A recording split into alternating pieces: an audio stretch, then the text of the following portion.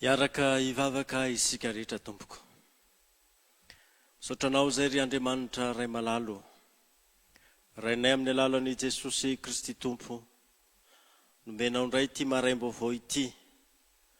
Azoana mandre ny teninao. Angataka anao indrindra Jesosy io. Ny amelomanao hatrany ny finoana ianao. Raha fony mbola fahavalo azy izahay. No efa maty amonjy anay ianao. Indrindra rehefa velona kosa dia mbola velona amonjy anay hatrany. Dia taio ny teninao izay anjaranay amin'ity anio ity. Hitondra famelombelomana, hitondra fampahirezana ho an'izay mihaino sy mijery ary ahita tokoa ary mametraka am-pelantananao koa ny fiainan'ny isa-tokantrano ary indrindra izay tokantrano mandray anao amin'izao ora sy fotoana izao. Dia taio ny zaza madinika rehetra, taio ny tanoranao, taio ny ray aman-dreny rehetra amin'izao fotoana izao. Jesosy eo dia matoky zahay fa tsy hisy ho diso anjara amin'izany teninao zany ny ankohonana manontolo. Dia mitenena aminay araka ny fombanao amin'ny anaran'i Jesosy. Amen. Faly miarabantsika ry havana natratra ity maraim-baovao ity. Ny tenin'Andriamanitra izay anjarantsika dia araka ny filazantsara nosoratan'ny Marka 4:12 andininy 5 ka hatramin'ny 7. Marka 4:12 andininy 5 ka hatramin'ny 7. Toy izao ny fivakin'ny teny amin'ny anaran'i Jesosy. Ary raha niditra tao anatin'ny fasana izy, dia nahita zatovo anankiray nipetraka teo ankavanana, ny akanjo fotsy, dia talanjona izy. Fa olay zatovo taminy, aza talanjona. Mitady an'i Jesosy avy an'i Nazareta, izay nombona tamin'ny hazo fijaliana ianareo. Efa nitsangana izy, tsy ato izy, jereo fa teo no nametrahany azy. Fa mandehana lazao amin'ny mpianany sy Petera fa meloanareo ho any Galili izy. Ano no ahitanareo azy araka izay nolazainy taminareo. Ray masinao manamasinanay amin'ny fahamarinana, ny teninao ny fahamarinana. Amen. Ry havana malala ho aminareo rehetra ny fahasoavana sy ny fiadanana avy amin'Andriamanitra raintsika sy Jesosy Kristy Tompo. Amen. Voalohany indrindra dia miaraba ny ankizy rehetra ao an-tokantrano ao amin'ny anaran'i Jesosy. Mbola mitohy hatrany ny fankalazantsika ny Paska, dia manao ilay fifampiarabany sika hoe risakaiza velona Jesosy. Eny efa nitsangana marina tokoa ny Tompo. Ny tenin'Andriamanitra izay anjarantsika eto dia maneho zavatra anankiroa. Ny anaran'i Jesosy taorian'ny nitsanganany tamin'ny maty sy ny toerana ahitanan'i Jesosy. Ireo rakizy no voalazan'izao tenin'Andriamanitra izao. Andraisantsika lesona lehibe zany no hoe ny anaran'i Jesosy taorian'ny nitsanganany ary ny toerana izay ahitanan'i Jesosy.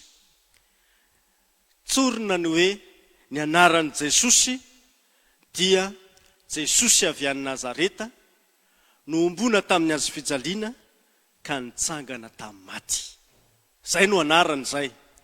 Ary ny toerana izay asain'i Jesosy alehan'ny mpianatra ka ahitana azy dia any Galilia.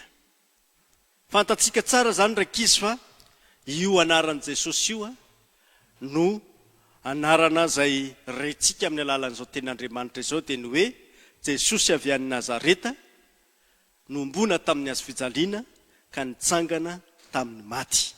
Ary ny toerana asain'i Jesosy alehan'ny mpianatra dia any Galilia. Dia mirary soa ho antsika rakizy amin'ny fanononana izany anaran'i Jesosy zany, ary koa maniry mba hahitan'i Jesosy koa ao amin'ny tenin'Andriamanitra sy aty amin'ny fiangonan'Andriamanitra. Misy tenin'Andriamanitra ao amin'ny Romanina 5:10 ry havana manao hoe fa raha fonombola fahavalo aza isika no nampihavan'Andriamanitra tamin'ny nahafatesany zanany, maika ny amonjeny atsika amin'ny fahavelomany ankehitriny rehefa nampihavanina. Famonjena feno sy tanteraka no tolotr'Andriamanitra ho atsika ry havana. Tamin'ny mbola fahavalo isika dia maty hamonjy atsika Kristy, ary rehefa nampihavanina arak'izany isika tamin'ny alalan'ny hazo fijalian'i Jesosy dia novelomina tao amin'i Jesosy koa tamin'ny nitsanganany tamin'ny maty. Araka izay fanambara tamin'ny ankizy teo dia ny amin'ny anaran'i Jesosy sy ny toerana ahitana azy no rentsika amin'izao tenin'Andriamanitra anjarantsika izao. Tao aorian'ny nitsanganan'i Jesosy tamin'ny maty dia Jesosy avy any Nazareta, nombona tamin'ny hazo fijaliana, nitsangana tamin'ny maty no anarany. Ny filazantsara izay notoron'i Paoly dia manao hoe izay notoriako taminareo dia Kristy maty no ny fahotantsika, nalevina ary natsangana tamin'ny andro fahatelo araka ny soratra masina. Hitantsika eo amin'ny Korinthianina 1:5 andininy 1 ka hatramin'ny 4 izany. Tena filazantsara ry havana io anaran'i Jesosy io, satria miaraka amin'ny zavatra ataony ho an'izao tontolo izao dia ny famonjena izao tontolo izao izany anarany izany. Tsy hoe nomena azy fotsiny io anarany io, fa misy dikany lehibe amin'ny famonjenantsika izany anarany izany. Hojerentsika tsirairay ary ireo anarana ireo. Jesosy avy any Nazareta. Fantatsika mpiandry tsara fa amin'ny anaran'i Jesosy avy any Nazareta no andidiana ny devoly sy Satana. Arak'izany anarana manan-kery ary anarana izay tsy hainy fahavalo ho reseny izany, fa tsy maintsy miala izy rehefa mandre zany anarany izany. Io no teneniny Filipo tamin'ny Natanaela hoe efa hitanay ilay nosoratan'ny Mosesy tao amin'ny lalàna sy nosoratan'ny mpaminany dia Jesosy zanaky Josefa avy any Nazareta. Jaona 1:5. Jesosy avy any Nazareta dia maneho ny mahazanaky Josefa azy, satria tao no nonenan'ny Maria sy Josefa ary tao koa no nonenan'ny Jesosy. Ny fanontaniana izay napetraky Natanaela teny hoe moa mba misy zavatsoa va any Nazareta? Ilay zavatsoa izay ambarany Natanaela dia ny famonjena, ny Mesia. Moa mba avy any tokoa va ny Mesia? Izao no ambaran'ny Luka 4:7. Ny amin'ny Jesosy avy any Nazareta, mpaminany mahery tamin'ny asa sy ny teny, teo anatrehan'Andriamanitra sy ny vahoaka. Hitantsika amin'izany fa ilay anaran'i Jesosy avy any Nazareta dia maneho ny nanaovan'i Jesosy ny asa pahagagana sy ny nitoriany ny fanjakan'Andriamanitra. Izany no ahafantaran'ny olona hoe Jesosy avy any Nazareta, ilay mpaminany nahery tamin'ny asa sy ny teny. Ao ny soratra masina dia isan'izay voalaza fa lehilahy nahery tamin'ny asa sy ny teny dia Mosesy, araka ny asan'ny apôstôly 7:2.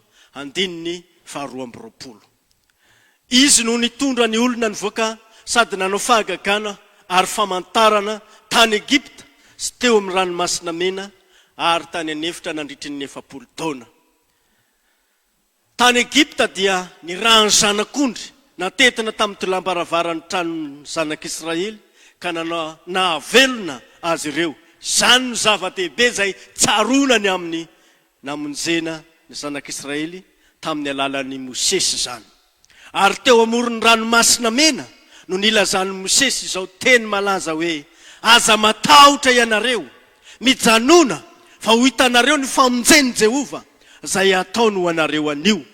Fa ny Egiptiana izay ho hitanareo anio dia tsy ho hitanareo intsony mandrakizay. Jehova iady ho anareo, fa ianareo kosa angina. Io tenin'Andriamanitra io dia hitantsika ao amin'ny Exodus 4:10 andiny fahatelo amby folo ka hatramin'ny faefatra amby folo. Ary tany amin'ny famaky vakina ny efitra dia noheveriny zanak'Israely fa Mosesy no nanome azy ny mana tany anefitra ary nanome ny rano avy amin'ny vatolampy satria Mosesy no nibaiko hoe raha pitso dia ho avy ny mana ary nokapoiny Mosesy ny vatolampy dia namoaka rano izany. Izany Mosesy izany no nilaza tamin'ny zanak'Israely hoe mpaminany no atsangan'Andriamanitra ho anareo avy amin'ny raha lanareo tahaka. Manondro an Jesosy izany tenin'Andriamanitra izany ary Jesosy no lay mpaminany voalaza ny tenin'Andriamanitra eto fa tsy mpaminany ihany izy fa izy no Kristy araka ny Jaona 7:7 ka hatramin'ny faraka amby 7. Mpaminany mahery tamin'ny asa sy ny teny Jesosy. Mosesy dia nanambara ny Jesosy arak'izany dia mahery no Mosesy ary lavitra na tsara lavitra no Mosesy izany fa tandindona ihany ireo izay nataony Mosesy ireo. Ary tsy Mosesy aza no nanome ny mana fa Andriamanitra nanome ny mana ary tsy Mosesy no namoaka rano avy amin'ny vatolampy fa Jehovah Andriamanitra nanome izany. Arak'izany dia Jesosy avy any Nazareta no nanao ireo asa ireo. Fa izay tena atsiarovana ny Nazareta indrindra koa dia ny ainan Jesosy, ny nitombohan Jesosy tahaka ny olona rehetra ary tao no niomanany ho mpamonjy izao tontolo izao. Tao Nazareta no niomanany Jesosy ho mpamonjy izao tontolo izao ary tao no nianarany ny fanarahana tamin'izay fahoriana nentiny araka ny Hebreo 5:5. Ry havana malala, zava-dehibe ny hoentin'ny anarana hoe Jesosy fa anarana izay tena mahavonjy tokoa izany. Fa mbola mitohy ny anarana dia ny hoe nombona tamin'ny hazo fijaliana. Zany koa no anarany rehefa nomboana tamin'ny hazo fijaliana izy. Ny dikan'izany dia izao, tsy vahiny amin'ny fahalemen'ny olona Jesosy. Tsy vahiny amin'ny fahalemen'ny olona Jesosy. Hainy ny nitombo tahaka ny olona rehetra. Hainy ny aritra fahoriana tahaka ny fahorian'ny olona rehetra. Ary ny fahorian'ny rehetra no nentin'i Jesosy aza tamin'izay nanomboana azy tamin'ny hazo fijaliana. Zanak'ondry mpisolo ny mpanota Jesosy. Ka izany no tsy mahavahiny azy amin'ny fahalemen'ny mpanota, amin'ny ota ny olona satria natao ota raha teo izy. Ny fanatitra nateriny zanak'Israely tao amin'ny testamenta taloha dia manambara antsika fa lay zanak'ondry na lay biby izay novonoina dia misy olo ny olona mpanota. Lay olona no mendrika ho faty kanefa lay biby no novonoina ary ny rany no solony na famelan-keloka ho an'ilay olona izay solony. Nalatsaka ny ran'izany biby izany no ny heloky ny mpanota ka dia neken'Andriamanitra izany. Fa marina ny tenin'Andriamanitra ao amin'ny Hebreo 7:22 hoe fa raha tsy misy raha latsaka dia tsy misy famelan-keloka. Tandido ny zavatra ho avy ihany izany ry havana. Fa Jesosy ilay mpisolo ny mpanota no andatsaka ny rano ho fanadiovana ary ho fanamasinana antsika ary fanamarinana antsika raha teo koa. Tsy volafotsy na volamena fa ny ranomasina sarobidy ary ny fijaliany sy ny fahafatesany tsy amikeloka no nanavotany asa ianao araka ny voalazan'ny fotom-pianarana. Zava-dehibe ary ny anaran'i Jesosy hoe voaomby tamin'ny hazo fijaliana fa midika ny namonjena azy ianao tamin'izany fahotana izay nampisaraka atsika tamin'Andriamanitra sy nahafaty atsika sy nahavery atsika izany. Mbola mitohy hatrany ny anaran'i Jesosy satria araka ny voalaza teny am-piandohana dia famonjena tanteraka, feno sy tanteraka no natolotr'Andriamanitra ho atsika ka tsy nijanona teo amin'ny fahafatesany izany fa tsy maintsy ny roso ho amin'ny fitsanganana tamin'ny maty. Jesosy nitsangana tamin'ny maty. Hoy ny tenin'Andriamanitra hoe raha amin'izao fiainana izao ihany no anatenantsika ny Kristy dia mahantra indrindra noho ny olona rehetra isika. Ry havana malala, inona ary no tena anantenanao an'i Jesosy raha toa ka voalaza ny tenin'Andriamanitra hoe raha amin'izao fiainan'izao ihany dia mahantra ianao fa mbola misy tsara lavitra noho izany anantenanan'i Kristy dia ny anangana antsika amin'ny maty, anangana antsika amin'ny maty. Arak'izany fanantenantsika ny ho atsangan' Jesosy amin'ny maty araka ny tenin'Andriamanitra hoe izao no fananganana ny maty sy fiainana, izay mino ana dia maty aza dia ho velona indray, ary izay rehetra velona ka mino ahy dia tsy ho faty mandrakizay. Jaona 2:20 andininy 5:20 ka hatramin'ny 4:20. Arak'izany tenin'Andriamanitra izany dia mino isika ary manantena ny Jesosy ilay efa nitsangana tamin'ny maty no hanangana antsika indray amin'ny teny indray-mbava tahaka ny nananganany any Lazarosy tamin'ny maty izany. Izany fitsanganan' Jesosy tamin'ny maty izany no fototry ny fenoana kristianina, ary izany no iorenan'ny toriteny kristianina. Raha toa ka maty ihany Jesosy dia mbola ao anatin'ny fahotantsika koa isika, ary dia very izay rehetra mino an'i Jesosy. Fa tomboka se ny fahavitan'ny famonjena izany fitsanganan' Jesosy tamin'ny maty izany. Ary santatra ho an'izay mbola ho atsangany Jesosy koa, satria Jesosy no lay matoa ny fitsanganana amin'ny maty. Izany anaran'i Jesosy amin'ny fahafenony izany ary no atolo no atsika ry havana dia ny hoe Jesosy avy any Nazareta, voaomby tamin'ny hazo fijaliana ary nitsangana tamin'ny maty. Fa ny zavatra faharoa lehibe izay ambaran'izao tenin'Andriamanitra anjarantsika izao koa ry havana dia ny hoe ny toerana ahitanan'i Jesosy ka asainy alehan'ny mpianatra. Voalaza ny tenin'Andriamanitra teto fa any Galilia no asain'i Jesosy alehan'ny mpianatra. Galilia, fonenan'i Jesosy sy ny mpianatra izany. Ny Josy izay nonona tany Galilia dia voataiza ho Josy marina, ka dia nazoto tamin'ny lalàna sy ny tempoly. Niara-nionona tamin'ny Jentilisy izy ireo, ary faritany nanjakan'ny aizina. Ary io indrindra no ambaran'ny tenin'Andriamanitra no hoe Galilia tany Jentilisy. Zany hoe nisy Josy voataiza marina ihany mipetraka tao, fa niara-monina tamin'ny Jentilisy izy ireo. Nanjaka tamin'izany faritra izany ny fahamaizinany. Fa izao ry havana, izay atsiarovana indrindra any Galilia dia tsy izany fahamaizinany izany, fa izao ny famirapiratany fahazavan'ny famonjena. Io no atsiarovana any Galilia.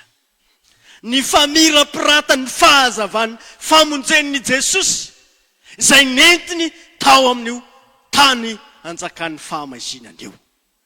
Tsy ilay tany anjakan'ny fahamaizinana no asain'i Jesosy alehany, fa ilay tany izay amirapiratany famonjen'i Jesosy, io no asainy alehan'ny mpianatra eto. Io indrindra no nakatsika ilay teny ampiandohana tao amin'ny Romanina teo hoe raha fonombola nitoetra tao amin'ny maizina sy tao amin'ny tany aliky ny fahafatesana aza i Galilia dia nahita mazava lehibe, ary ny mpisahan'ny fahazavana maika rehefa vita ny famonjena tsy avelan'i Jesosy ao anatin'ny aizim-pitin'ny famozam-po sy ny faharesena ary ny fahafahambaraka izany tanàna izany. Satria ny olona izay mba nanaraka an' Jesosy tao, indrindra fa ny mpianatra dia menatra, namoy fo, hafa-baraka noho ny fahafatesan'i Jesosy.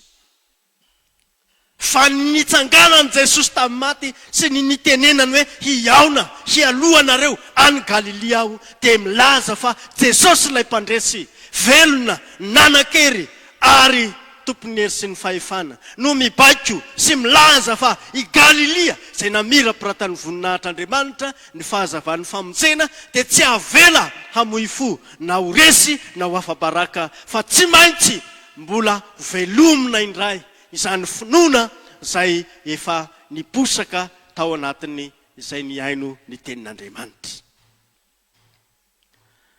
Jesosy avy any Galilia, satria ambarany fanontaniana hoe moa avy any Galilia va no avy ny Kristy? Dinio dia hitanao fa tsy mba misy mpaminany avy any Galilia. Izany no tenin'ny olona tsy nino any Jesosy. Kanefa Isaia mpaminany dia efa nanambara ao amin'ny toko 7:17 sy ny toko 7:1 fa ny Mesia dia mpamirapiratra ny voninany ao Galilia. Jesosy no ambara amin'izany ary tanteraka tamin'izay nahatongavan Jesosy tao Galilia izany teny izany. Ny ahafantarana an Jesosy dia ilay Galiliana. Izany no ahafantarana an Jesosy, ilay Galiliana. Ary ny mpianatra dia nolazainy ny anjely koa hoe ry lehilahy Galiliana, nahoana no mijanona eto mijery ny lanitra ianareo. Araka ny asan'ny apôstôly toko 1:1-20. Koa raha mialoha ny mpianatra ho any Galilia Jesosy dia midika izany fa tsy namela any finoany ho faty Jesosy. Fa ilay fahazava-pamonjena izay efa namirapiratra tao amin'izany tanàna izany no tiany Jesosy ho velomina indray ary hamirapiratany izany asany Jesosy izay nandresy ny fahafatesana izany. Arak'izany ry havana, isika dia asainy Jesosy makeo amin'izany famirapiratany fahazavana izany, fahazavany famonjena izany, izany amin'ny azoantsika famelomana ny finoantsika izany. Ahitantsika ny Jesosy, izany no toerana asainy Jesosy alehantsika. Tsy hafa fa amin'izay andrenesana ny tenin'Andriamanitra sy andraisana ny sakramenta no asainy Jesosy alehantsika. Dia ato amin'ny fiangonan'Andriamanitra no ahitana ny tenin'Andriamanitra, andrenesana ny tenin'Andriamanitra ary andraisana ny sakramenta. Fa amin'izao fotoana izay tsy ahafahantsika mandray ny sakramenta aty am-piangonana izao, dia izao. Ny tenin'Andriamanitra kosa dia tsy voahazona, fa tsy maintsy tonga any atokantranontsika izany ho an'izay mandresy mahita izao fandarana izao. Ao amin'ny tenin'Andriamanitra sy ao amin'ny sakramenta no ahitantsika ny Jesosy ary feno sy tanteraka ny famonjena izay atolotry Jesosy ho antsika amin'ny alalan'izany fiasam-pahasoavana izany. Fiasam-pahasoavana, fiasana atolotr'Andriamanitra ho fanolorana ny famonjena, izany no mahafiasam-pahasoavana azy. Ry havana malala, Jesosy Kristy, lay tiantsika manolotra ny teniny, manolotra ny sakramentany, ary io ny profo fa eto amintsika izy, ary mahita antsika izy, ary miaraka mifaly amintsika izy, miaraka ory amintsika izy, ary Jesosy lay efa nandresy ny fahafatesana no mampandresa antsika koa. Jesosy Kristy ane hiasa manankery eo amin'ny fiainantsika, sady efa nirahany rahateo ny fanahy masina ho mpanazava, mpitaridalana ho amin'ny marina sy ho amin'izany famonjena efa vita sy tanteraka tao amin'i Jesosy izany. Indro misy vavaka tsotra izay atolotra antsika ry havana. Ry Jesosy avy any Nazareta izay voaomby tamin'ny hazo fijaliana ka nitsangana tamin'ny maty eo. Velomy aho, ampitomboy ny fahazotoako sy ny fitiavako hiaona aminao mba ho velona ihany koa aho. Dia voninahitra ane ho an'Andriamanitra ray sy zanaka ary fanahy masina izay hatramin'ny taloha indrindra ka ho mandrakizay. Amen. Mitsangana raiso ny fitahiana. Ny fahasoavan'i Jesosy Kristy Tompo, ny fitiavan'Andriamanitra ray, ny firaisana amin'ny fanahy masina ho aminareo rehetra ny Amen.